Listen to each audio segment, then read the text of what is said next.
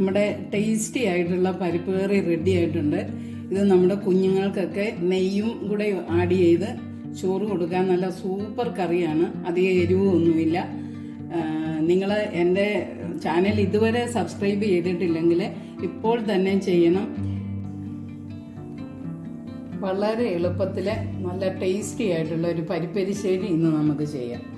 അതിനായിട്ട് ഞാൻ ഒരു 3 കപ്പ്, അളവ് പറയുന്നത് 3 കപ്പാണ്. തൂക്കം പറയുകയാണെങ്കിൽ ഏകദേശം ഒരു 1/2 കിലോയോളം പരിപ്പ് കഴുകി വൃത്തിയാക്കി എടുത്തിട്ടുണ്ട്. നമ്മൾ കുക്കറിലാണ് പരിപ്പ് വേവിക്കുന്നത്. അതുകൊണ്ട് പരിപ്പ് കുക്കറിലേക്ക് ഇടുകയാണ്. പരിപ്പ് വേകാനുള്ള വെള്ളം നമ്മൾ ഒഴിക്കുകയാണ്. ഒരു 8 കപ്പ് വെള്ളം നമ്മൾ ഒഴിച്ചിട്ടുണ്ട്. പരിപ്പ് ഇങ്ങനെ മുങ്ങി മൂടി അല്പം മുകളിലായിട്ട് വെള്ളം കിടക്കണം. എന്നാലേ നമ്മുടെ പരിപ്പ് വെന്ത് കുഴഞ്ഞു വരുമ്പോൾ അല്ലെങ്കിൽ അങ്ങ് തിക്കായിട്ട് പിടിച്ചിരിക്കുന്ന പോലെ ഇരിക്കും. അതുകൊണ്ട് അല്പം ലൂസായിട്ട് വെന്ത് കിടക്കാൻ വേണ്ടിയിട്ട് ഇത്രയും വെള്ളം നമ്മൾ ഒഴിക്കണം. അതിലേക്ക് നമുക്ക് ആവശ്യമായ ഉപ്പിട്ട് കൊടുക്കണം. ഇനി നമുക്ക് മൂടി ഗ്യാസ് ഓൺ ചെയ്ത് പരിപ്പ് വേകാനായിട്ട് വയ്ക്കാം. പരിപ്പ് വേകുന്ന സമയത്ത് നമുക്ക് അരപ്പ് റെഡിയാക്കാം. അതിനായിട്ട് ഇത് അരമുറി തേങ്ങയുണ്ട്. ഈ ബൗളിന് ഒരു ബൗള് തേങ്ങ.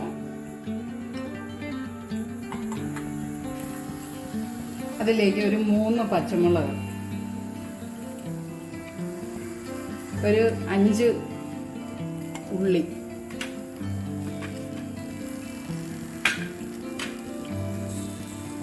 ഒരു 6-7 വെളുത്തുള്ളി അല്ലി, 1/2 ടീസ്പൂൺ ജീരകം, കുഞ്ഞു ജീരകം,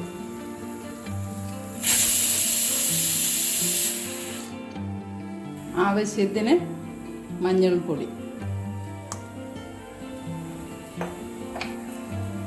ഇനി നമുക്ക് ഈ അരപ്പ് അരഞ്ഞ് കിട്ടാനുള്ള വെള്ളം മാത്രം മതി. ഒത്തിരി വെള്ളം വേണ്ട. ചാറുകറിക്ക് അരിയുന്ന പോലെ അരയണ്ട. അതിലും അല്പം കുറഞ്ഞരഞ്ഞാൽ മതി. അരപ്പ് റെഡിയാകുമ്പോൾ ഞാൻ എടുത്ത് കാണിക്കാം. പരിപ്പ് വെന്തിട്ടുണ്ട്. നമ്മുടെ 5 സ്റ്റീം വന്ന് ഞാൻ പെട്ടെന്ന് തന്നെ ഓപ്പൺ ചെയ്യാനായിട്ട് 5 സ്റ്റീം വരാനായിട്ട് നമ്മൾ സമയം കൊടുത്തായിരുന്നു.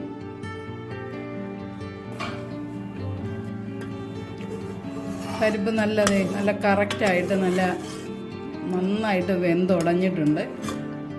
ഇത് ഫുൾ ഫ്ലെയിമേലാണ് ഞാൻ 5 സ്റ്റീമും വരുത്തിയത്. നിങ്ങൾക്ക് ഇനിയും സമയമുണ്ട് പതുക്കെ ചെയ്താൽ മതിയെന്നുണ്ടെങ്കിൽ ഒരു 3-4 സ്റ്റീം വന്നിട്ട് നമ്മൾ ഓഫ് ചെയ്തിട്ട് പതുക്കെ ഓപ്പൺ ചെയ്താൽ മതി.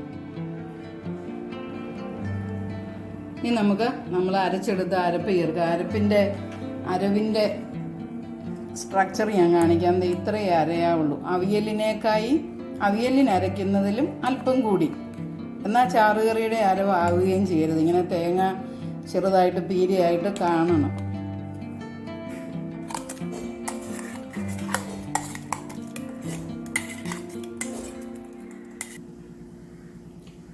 നമ്മൾ അരപ്പ് മിക്സി കഴുകി അരപ്പ് ബാക്കിയും കൂടെ ഇതിനകത്തോട്ട് വെള്ളം ചേർക്കുകയാണ്.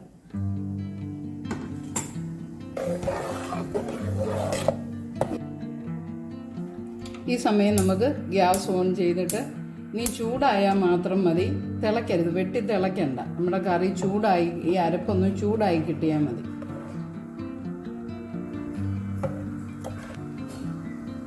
പരിപ്പിന് അല്പം കൂടി ഉപ്പ് വേണം. ഉപ്പ് പോരാ എന്ന് നിങ്ങൾക്ക് തോന്നുകയാണെങ്കിൽ ഈ സമയത്ത് നമുക്ക് ഉപ്പിട്ട് കൊടുക്കാം. നമ്മൾ എരിശ്ശേരി ചൂടാക്കാൻ വെക്കുമ്പോൾ ഇങ്ങനെ ഇടയ്ക്കൊന്ന് ഇളക്കി കൊടുക്കണം. അല്ലെങ്കിൽ അതിൻ്റെ വീണ്ടും അടി പിടിക്കുവോ അല്ലെങ്കിൽ ഒരിടം തന്നെ ചൂടടിക്കുമ്പം തിളയ്ക്കുകയോ ഒക്കെ ചെയ്യും. അതുകൊണ്ട് നമ്മളിങ്ങനെ ഒന്ന് ഇളക്കി കൊടുക്കണം. നമ്മുടെ എരിശ്ശേരി കറിയുടെ കൺസിസ്റ്റൻസി ഇതാണ്. മീൻ തണുക്കുമ്പോൾ ഒരല്പം കൂടി കുറുകി വരും. അതുകൊണ്ട് ഇത്രയും ലൂസിട്ട് വേണം നമ്മൾ കറി റെഡിയാക്കാൻ വേണ്ടി. നമ്മുടെ പരിപ്പെരിശ്ശേരി നന്നായിട്ട് ചൂടായിട്ടുണ്ട്. ഇനി നമുക്ക് സെർവിങ് ബൗളിലേക്ക് മാറ്റിയിട്ട് താളിച്ചൊഴിക്കാം. ഇനി നമുക്ക് പാൻ വെച്ച് താളിക്കാനുള്ള കാര്യങ്ങൾ ചെയ്യാം. ഓരോന്നായിട്ട് നമ്മൾ കടുക് പൊട്ടിക്കുക.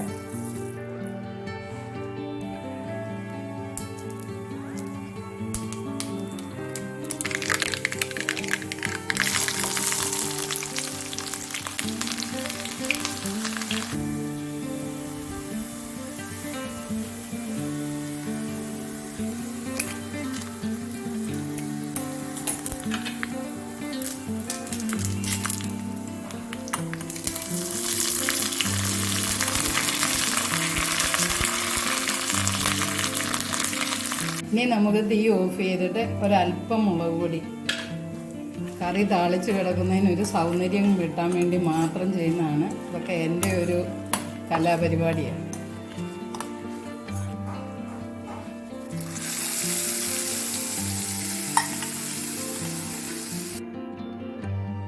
നമ്മുടെ ടേസ്റ്റി ആയിട്ടുള്ള പരിപ്പ് കറി റെഡി ആയിട്ടുണ്ട്. ഇത് നമ്മുടെ കുഞ്ഞുങ്ങൾക്കൊക്കെ നെയ്യും കൂടെ ആഡ് ചെയ്ത് ചോറ് കൊടുക്കാൻ നല്ല സൂപ്പർ കറിയാണ്. അധികം എരിവൊന്നുമില്ല. നിങ്ങൾ എൻ്റെ ചാനൽ ഇതുവരെ സബ്സ്ക്രൈബ് ചെയ്തിട്ടില്ലെങ്കിൽ ഇപ്പോൾ തന്നെ ചെയ്യണം.